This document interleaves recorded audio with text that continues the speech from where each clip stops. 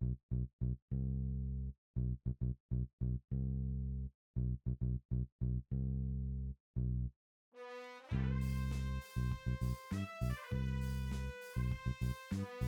everybody, and welcome to a brand spanking new episode of MovieKombat. We are here live on twitch.tv/Primal Target. If you'd like to watch it live from watching it over there on YouTube, and you want to join us live, it's Mondays, 8 p.m. Pacific Standard Time. That is when we're here. That is when we talk about that kind of stuff.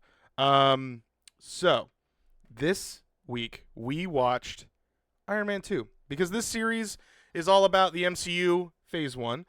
And this is the only, like I said, this is the only time we are going to get a sequel, like a proper sequel to one of the movies here, because the rest of them are going to be introductions and then leading up to the Avengers.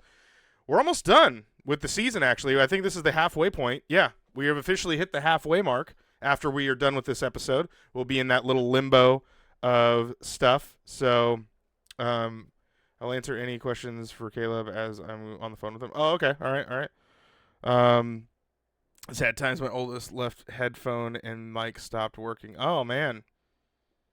Next is Thor. Thor is the next one. Then the one after that is Captain America, and the one after that is our season finale, which is the first Avengers movie. But we're not talking about those tonight. We're talking about Iron Man 2. And this is now watching Iron Man, and then now semi-immediately watching Iron Man 2. Kind of gives you a different perspective of this movie. This is kind of interesting because, like, I feel like the sequels to Iron Man sometimes get kind of thrown under the rug because they're a little forgettable, because their villains aren't really... Iron Man's villains, they're interesting because a lot of them are... I don't know. Like, I don't really know a lot of them personally, and I can't even think of, like, let me just see here. Who are Iron Man's villains? Iron Man villains. Yeah, who the hell are all these guys?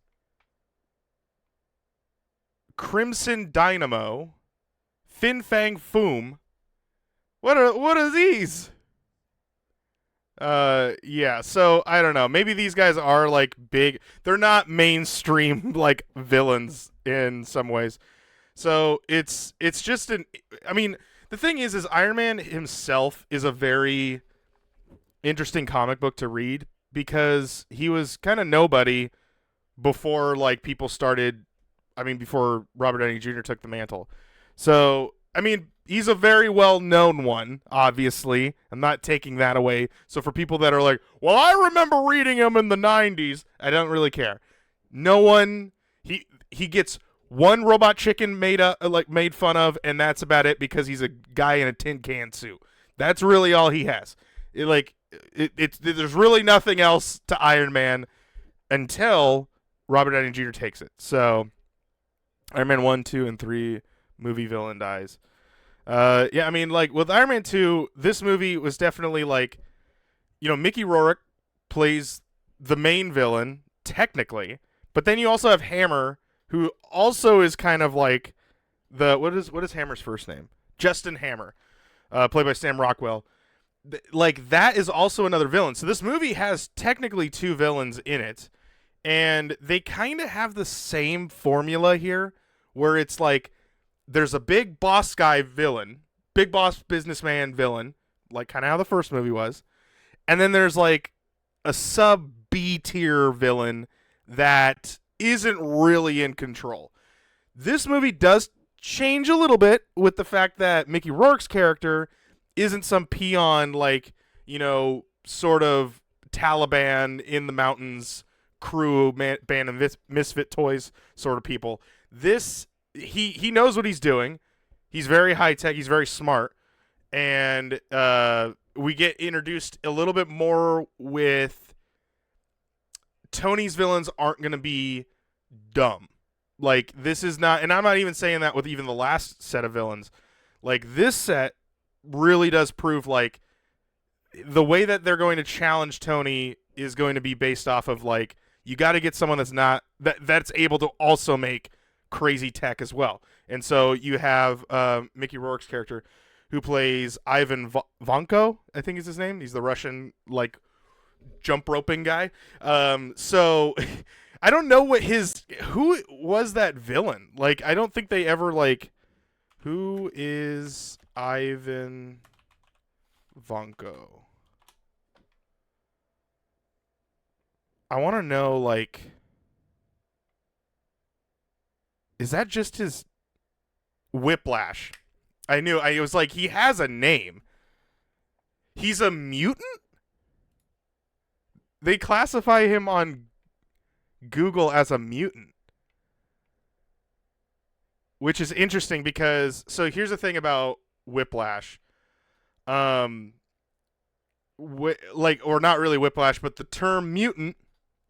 Remember last week we talked about the fact that 20th Century Fox owned the X-Men. The term mutant cannot be used in a other universe. They like that could not be used. So I could see them trying to go into this thing of like we're going to create Whiplash but we have to give him a reason how he's getting his power, and they went with more of a realistic style because again, we still have no idea. This is the third movie now. This is just the third movie. We have no idea what we're going to be seeing soon. I mean, we do, but we don't know what we're going to be seeing soon. We don't know if they're going to be good. We don't know if this franchise is going to last more than 2 more years. So you can kind of go with this thing of like they have to go kind of Dark Knight-y style where it's like they got to keep it grounded and realistic. I'll read a little bit here of what it is, but I first want to say, Katie, I hope you're maybe getting some soup, staying warm. I'm sure with the cold, it's like the cold weather. Getting sick is probably not easy or not easy to do. There you go. It's easy to get sick, is what I meant to say. Is Ivan mutant power IQ? Let's see. So Whiplash, he had a different name. Is originally a gifted it's Mark Scarlatti.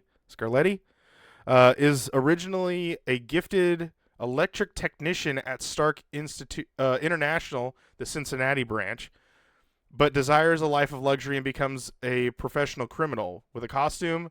Oh, so so why is he classified as a mutant? Species human. Okay, so Wikipedia threw in human. Yeah, he's a human. I don't know what mutant he would be.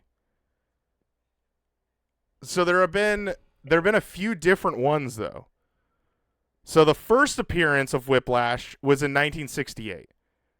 And then he was killed in a battle in Iron Man Volume 4, number 28 in 2000. Then another Whiplash debuted. Leanne Foreman debuted as Whiplash in Marvel Comics Presents, number 49 in May of 1990. And then during the Civil War storyline, 2 new villains called Whiplash and Backlash appeared in the Thunderbolts, which is interesting because we're about to get Thunderbolts movie, so maybe we'll see how that goes. And another female Whiplash appeared in Big Hero 6, number 1, which was in 2008.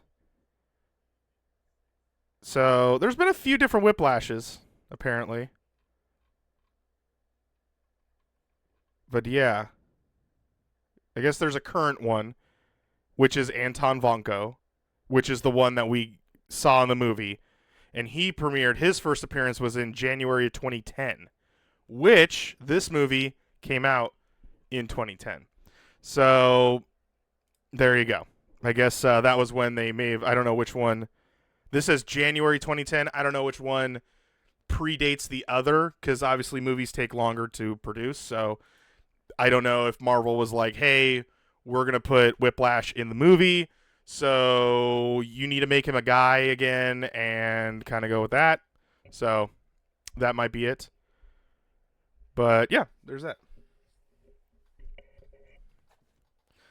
Um, no, I did not hear that. I did not hear that. Jeez. Well, I hope your guys are back home, right? Hopefully. Okay, so yes, he apparently fought Squirrel Girl too. Yeah, there's a lot of interesting things about Whiplash. I have no idea this character, and the thing is about with Whiplash is what makes him so interesting in this movie is and how I watched it the first time, because when I watched this movie the first time, it did give that impression that Whiplash is not that great of a villain.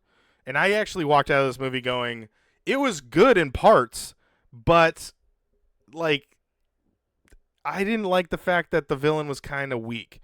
Cuz the first time that Ivan and Tony fight each other is on the racetrack, and then he beats him within like 5 or 6 minutes. That fight is over. Then when we get to the very end of the movie, they fight each other, but then Rhodey and Tony both fight him. So it's kind of interesting because it's like if if it was a one-on-one fight, it might have actually went a little bit closer. But once Ivan like wraps his little jump ropes around Tony and Rhodey, they beat the shit out of him. They shoot a beam to essentially just explode and shoot Whiplash to the floor, and then it causes this whole thing of like, well, that's it. And then he self-destructs and blows himself up. So it's like there's so many that little the encounters between Tony and Ivan are kind of weak. Now, the battle with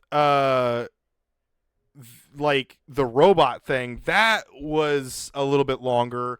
So I could see where like when Jon Favreau was writing it, it's this thing of like, hey, we've got the robots. He's technically fighting Tony, and then when he comes down from the office building to actually come and fight Tony, that is an addition. But it just doesn't feel like it is an addition. It feels like it's another fight, and it just doesn't really feel 100% earned, especially when he just loses almost immediately. So it's kind of that thing of like, I don't know. So yeah, that's kind of how I see Whiplash's character in this. Now the thing is aside from kind of a weaker villain, they introduce a lot of people in this. For example, like they talk more about Howard Stark. They talk about more about Tony's dad, and he gives that tape. Well, Nick Fury gives the tape to Tony, and he watches it, trying to get this whole thing about how what is his dad has left him with something, and he's trying to figure out what it is. And so then Tony eventually realizes, like, he sees the last thing that his dad actually says in the video, which is, the greatest creation that I ever did was you, Tony. And that was always something that Tony wanted to hear. It gives you kind of a different insight of that. For Tony, he always thought his dad didn't like him, kind of thrown to the side. But in actuality, Howard was trying to make a better future for Tony, and he wanted to set him up so that when he was gone, no matter when that would have been, that Tony was prepared and able to be on his own and have everything. He was trying to give essentially the world to his son. And this is kind of that introduction that Howard Stark was that kind of person and not the complete like billionaire asshole that Tony thought he actually was. So, but you're right. They introduced Black Widow. Scarlett Johansson plays Natalie Rushman is her undercover name, which is actually Natasha Romanoff. And yeah, so we get an introduction to Scarlett Johansson's character, now Black Widow. That was cool. She has enough screen time where you're kind of like, okay, keep her mystery. She is a mysterious woman. You can kind of tell that she's going to be Black Widow, and she doesn't have that name yet, but she will eventually get that mantle, and we can, as looking into the comics, that's who she is. So there is that. Obviously, Don Cheadle has been added to the list because he is now playing Lieutenant Cole James Rhodey, or Rhodes. And the thing is, the I don't even know why I said that. I hyped up happy for this fight. What? I hyped up happy for this fight. I don't know what that means. Like happy as in happy, which is Jon Favreau's character, Happy Hogan. So the thing with Don Cheadle and like now taking the mantle, when they going to the warehouse to stop Ivan, and yes, holy God. Pause for a moment. Write that. Like I'm understanding what you're saying now, but good God, I feel like I'm smelling burning toast when when I'm like reading that. It hurts my head. Okay, so when the fight happens, okay, so okay, all right, I'm so lost with what you said. All right, we're gonna move on. So Don Cheadle is now taking like the role of Lieutenant Rhodey, and here, so I can't remember who is the other guy, but I remember the one thing, like the reason why Don Cheadle is now playing Rhodey is because the previous guy asked for more money because he thought Robert Downey Jr., when he's getting paid a whole bunch of money, that I should be paid a whole bunch of money because I'm an actual actor and he's coming back. So if he's worth this much, I should be worth this much. And they called his bluff. They're like, no, you're a side character. You're not. You're gonna be War Machine. If you do become something, you will always be the secondary character. You're not going to get paid more than Robert Downey Jr., and you're not going to be paid as much as Robert Downey Jr. because this is his movie, and he is the one that's going to lead the franchise, not you. So they cut him, and they just moved on. And so that's how Don Cheadle got it, and Don Cheadle now has been in the role of Rhodey since, and as War Machine, and he's done a great job. I actually prefer Don Cheadle in this role because I think Don does a great job as Rhodey. So, yeah. And then you get to hear for the first time, Paul Benet. I can't remember his name. The guy who plays Vision eventually is you hear him as Jarvis, and he is now the voice of Jarvis. So this is that first spot, I believe. And then you see a little more Nick Fury as well. Agent Coulson makes an appearance. Yeah, Pepper is in the movie, but again, she's kind of thrown now as kind of a fourth-tier character. Like, she kind of moves the story and plot along, but she's really just kind of there so that Tony has somebody to fall back on. So, yeah, it's the cast is actually not that big. Like, I'm looking at it, and there's only like the main cast. 1, 2, 3, 4, 5, 6, 7, 8. 1, 2. So 16 people are like kind of the main cast. So which is kind of crazy, and that's including even like Kate Mara as the U.S. Marshal, who literally says like 5 lines in this. I think Olivia Munn is also in this. She's not even listed here. She's in this movie, who plays Psylocke eventually in an X-Men movie, which is really funny that her alternate universe, she actually does come back. Seth Green makes a cameo in this movie, which is really weird. He's like, it's as the POV of Tony Stark, and he's walking through the crowd. Seth Green and his wife are in the movie for a very brief moment. It's super weird of some of the weird cameos in here. But speaking of weird cameos, it leads into one of the categories that I like to keep track of, because there are several things that I like to count as we watch this movie. There are, how many times does the superhero name get said? How many superhero landings are there? Which is when they like, one knee on the ground, one knee up, fist on the ground, and then maybe like, a little bit of that action. So how many times does that happen? Walk away from an explosion, superhero character gets a kiss, and extra stingers, which is the thing that's at the end of the movie. When does that happen? And then like I said, we were just talking about cameos. Where is Stan Lee? Where is the Stan Lee cameo timestamp? This one is very early on. I don't think as early Nope, it does beat. So far, it is the earliest Stan Lee by 3 minutes. 10 minutes and 14 seconds is when Stan Lee shows up, and you can catch him. He's literally just standing there.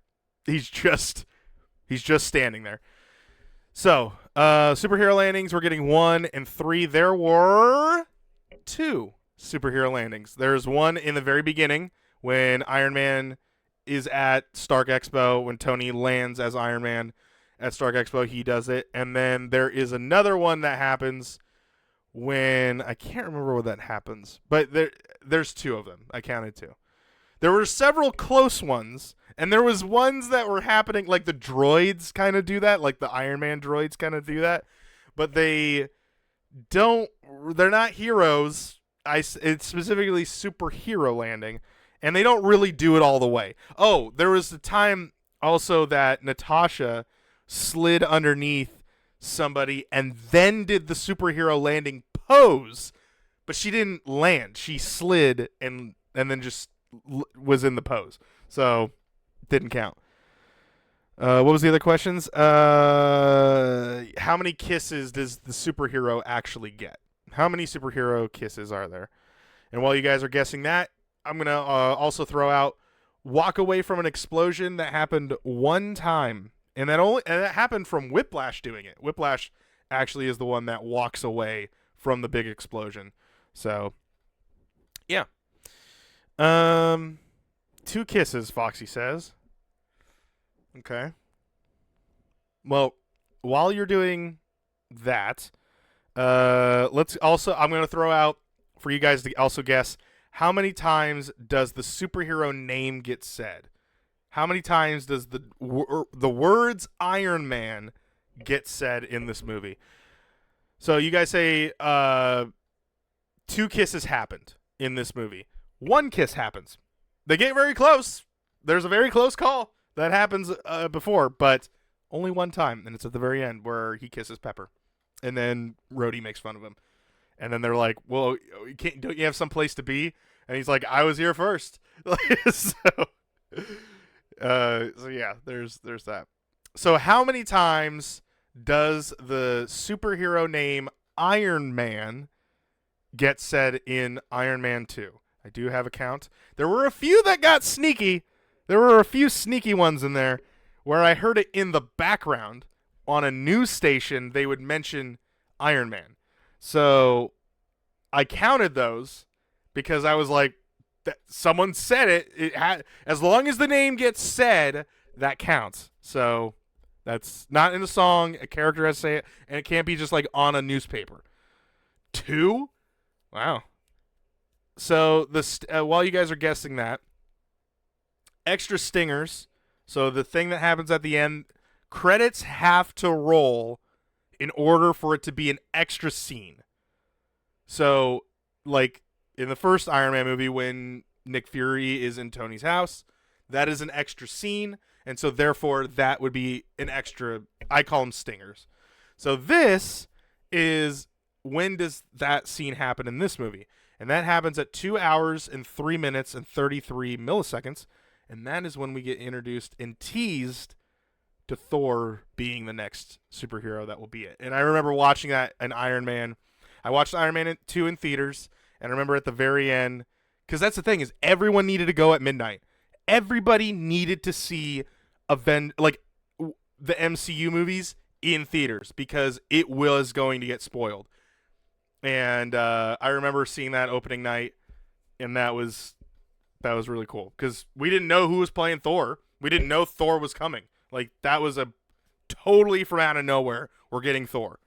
And we didn't even know we knew Avengers was eventually going to happen, but we didn't know how it was going to happen. We didn't know that there was a movie coming. It just was Iron Man was talking about it, and with Nick Fury. That's all we knew. Okay, so how many times does the superhero name Iron Man get said? 24 times. 24 times the name Iron Man is said. Just so you're aware, in the first Iron Man, it's said 6 times. Incredible Hulk, or I counted Hulk, was 5 times. In Iron Man 2, 24 times Iron Man gets said. And it gets said either rapidly or it's like in a conversation they just drop, we're talking about Iron Man and whatever. So 24 times is how much I counted. See if you're a little more accurate than me, but I counted 24. And that is including, like I said, the newsreels that were happening. Okay. Well, let's head over to the IMDb corner and talk about a little bit of some extra stuff, which is, little facts and whatnot. One of my favorite things is the taglines, and you know what? I'm seeing that there are... Oh, there they are. Okay. There's only one. There's only one tagline, and it is... It's not the armor that makes the hero, but the man inside. I don't know about that one. Preacher, how's it going? So, there you go. Okay, let's take a look at some trivia, shall we? To this movie. Scarlett Johansson dyed her hair red before she even got the part as Natasha Romanoff, a.k.a. Black Widow, because she wanted the role so badly. So she actually wanted to be Black Widow. A lot of Whiplash's identifying features were suggested by Mickey Rourke.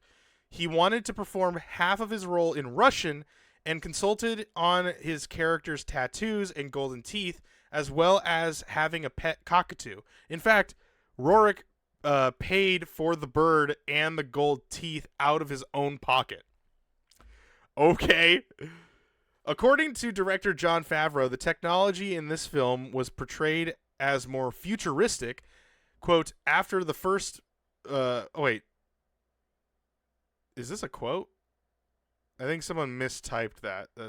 Oh, no, it's a whole entire thing. Okay.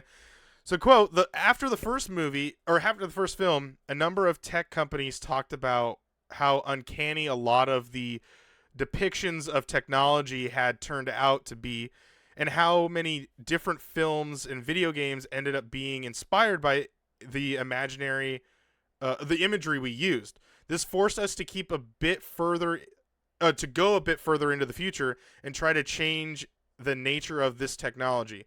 If we'd just duplicated what happened in the first one, we would be behind the curve. So now we're dealing with holograms and the interface within the suit, and the suit being upgraded too. That's the end quote. So he wanted that. Amen. That's my bird. That's not my bird. Yep, exactly. Numerous news clippings shown in the film show Tony Stark and Ivan Vanko when they were younger men. Most of these are actual photos of Robert Downey Jr. and Mickey Rourke, both of whom came into fame in the 1980s. That is very true. They are both actors from the 80s. And so, yeah, them being documented in magazines and whatnot, it's easy for them to snip those and to make them younger because they were out in the public. So it was easy to get them. Last one I'll read here. There are a lot more trivia, but I'll let you guys go and look at it. But this is the last one that's on like the first couple here. Jon Favreau had a lot of friction with the Marvel higher-ups due to their constant intervention, so them intervening, to the point that they were having him rewrite the script as the film was shooting. In particular, elements such as the increased prominence of the S.H.I.E.L.D. subplot were the result of a need to establish the greater Marvel Cinematic Universe in preparation for the Avengers. At the expense of the coherence of the film's own plot, these disputes got so bad that Favreau turned down directing Iron Man 3. Wow. So, because the Marvel higher-ups were constantly like, you need to keep the S.H.I.E.L.D. thing in here because we need Avengers. We need to keep Avengers alive. I don't care about your Iron Man 2 movie. We need to keep this thing alive so we can sell the next movie. And he got so fed up with it that he was like, fuck it, I'm not doing Iron Man 3. And he didn't. He did not direct Iron Man 3. As far as I'm aware. Yep, he did not. Shane Black did. And that's why it feels different. It's like a different feel to that movie, too. So, yeah. Oh, here we go. There's a cameo Seth Green is around 10 minutes while Tony is leaving the expo and meets Larry King and Larry King, which is obviously played by Stan Lee. And Larry Elson. Seth Green made several spoofs of Iron Man, including Little Iron Man in Robot Chicken in 2001.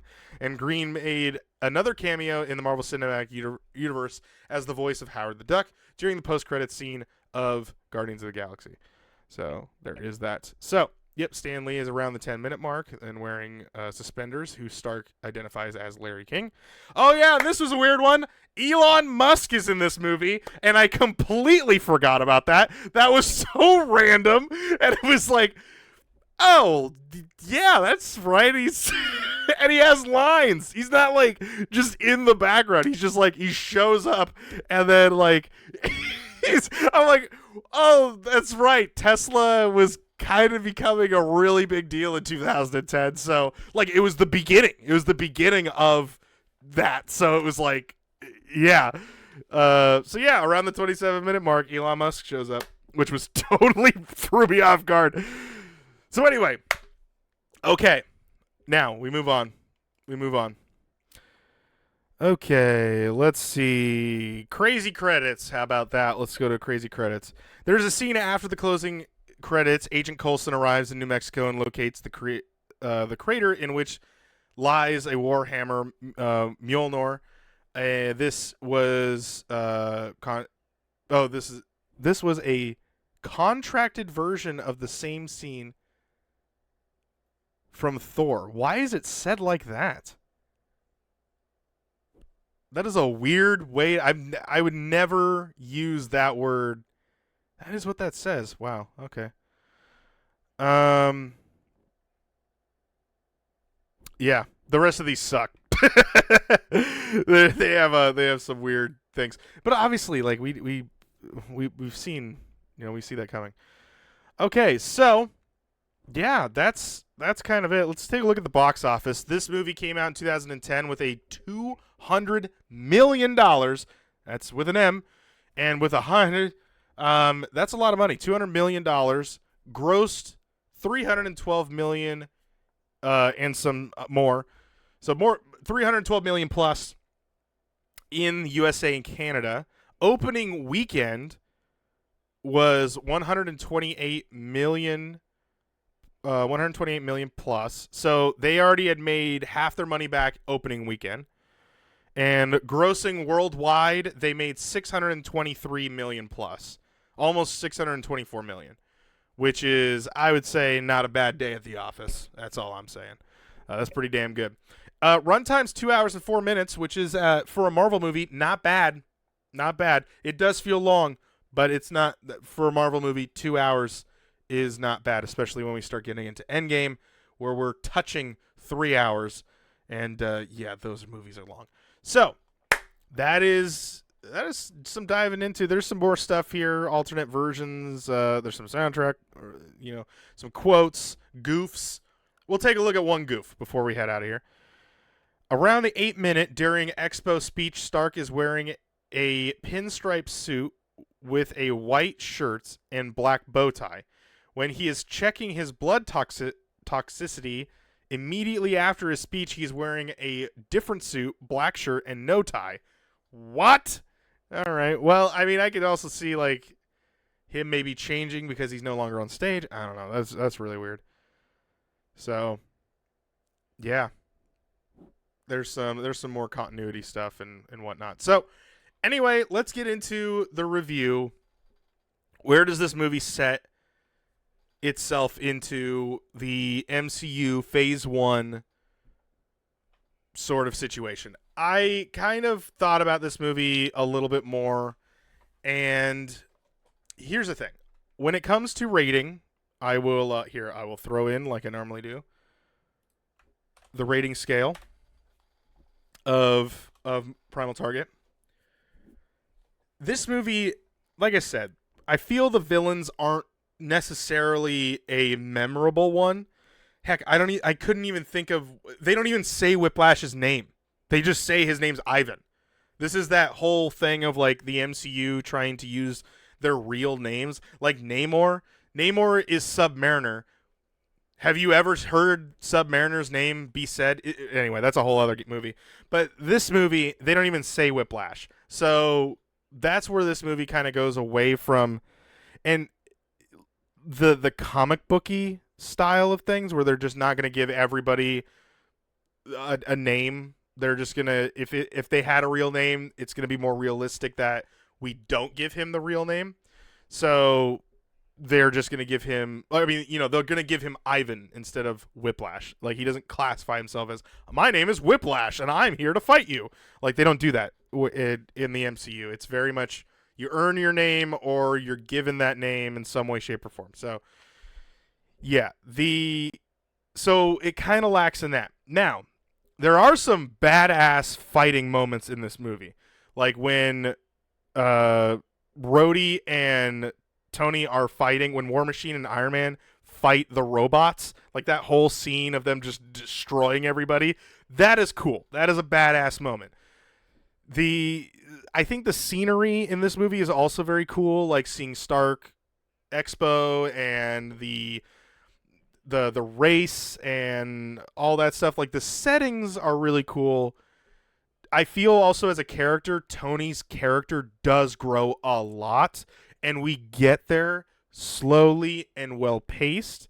It's not rushed. It's not, oh God. Like, that's the thing with Incredible Hulk that I had a problem with, is why did we go from this point A to point B, right? How do we get to point B to the end of the movie from point A, the beginning of the movie? What happens and what has changed?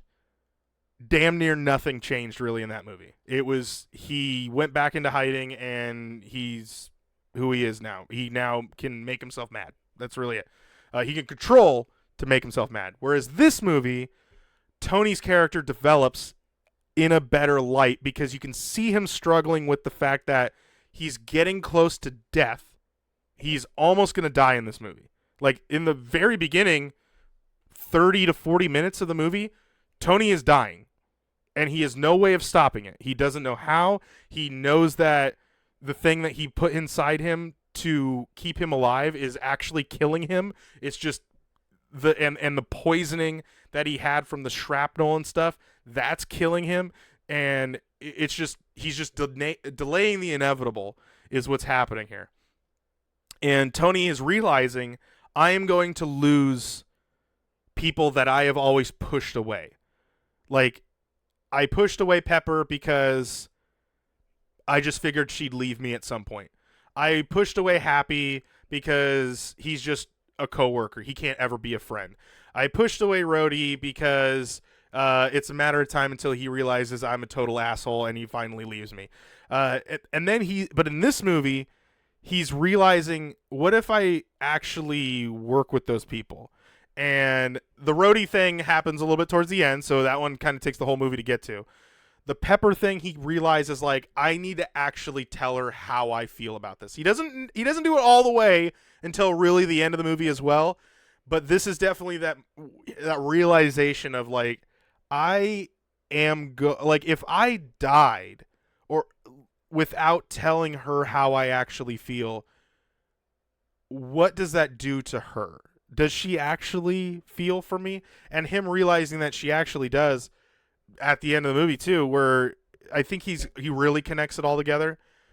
Him letting people in a little bit more that he just met, for example, Natasha. That is a very new thing for him.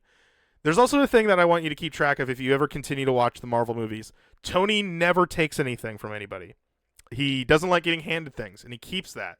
So it's something to also pay attention to, as if we ever continue the Iron Man stuff, he will never take anything from anybody. He even makes it a very well-known thing where he's buying strawberries and the guy is like, oh, here you go.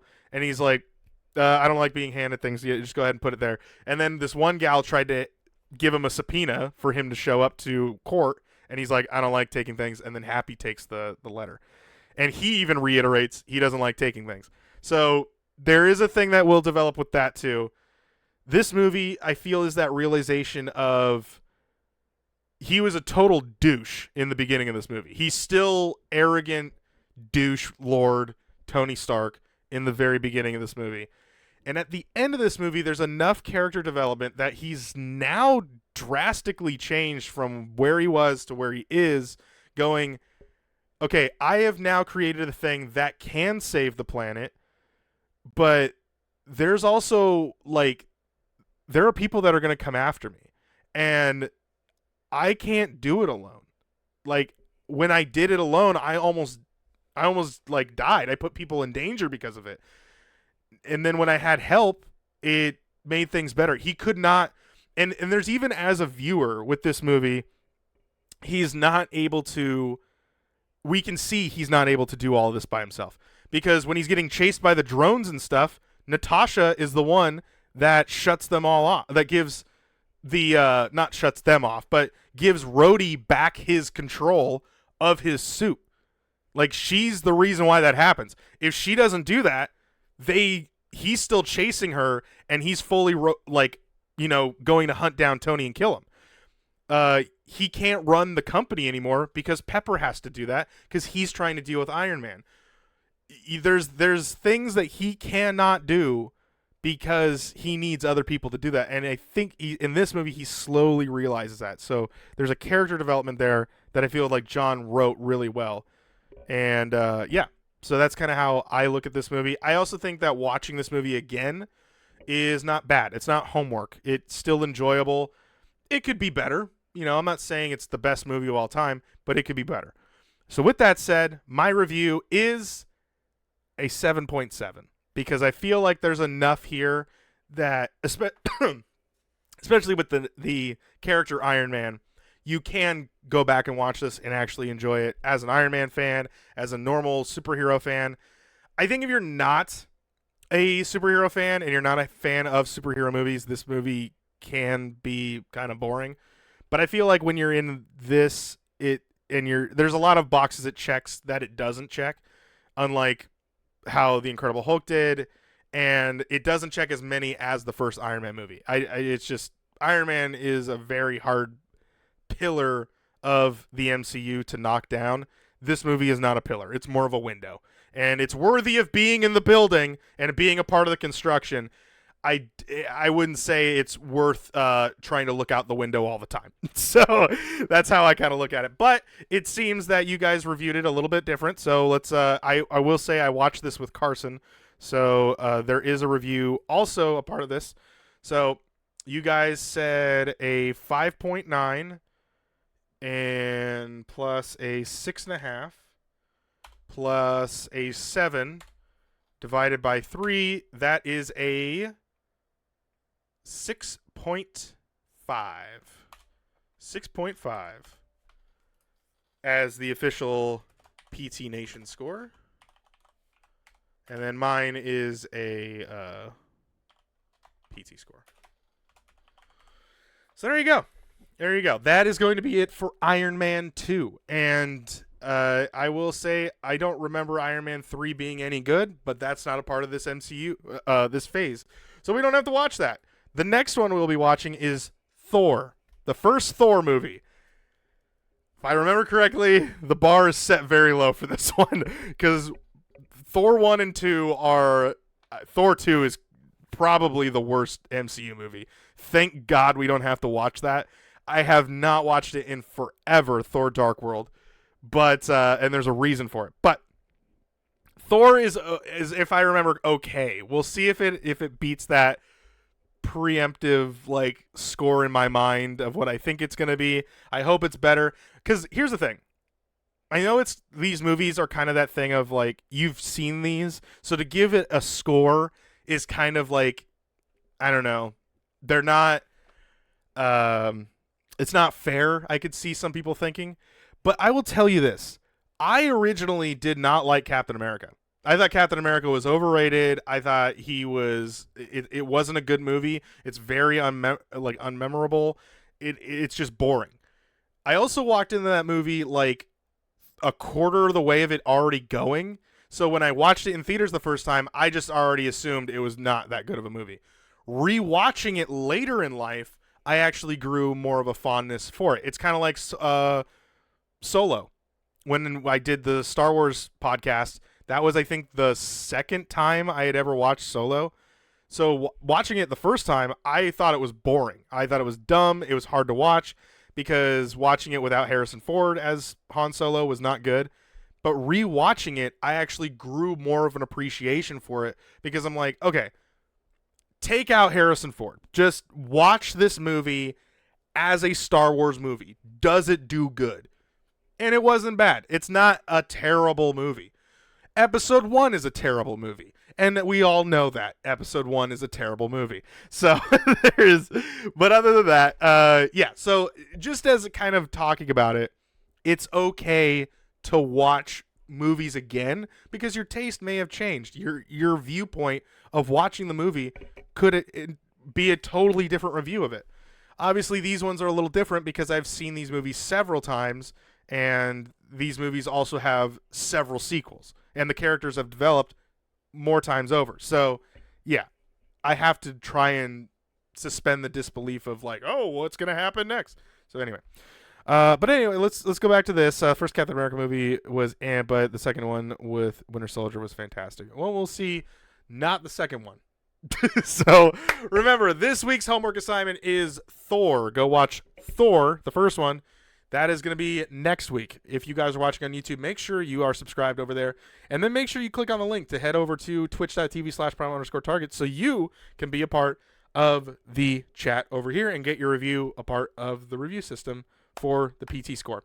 That's going to be it for me here tonight. Thank you guys so much for watching, and I'll see you guys in the next video. Good night, everybody.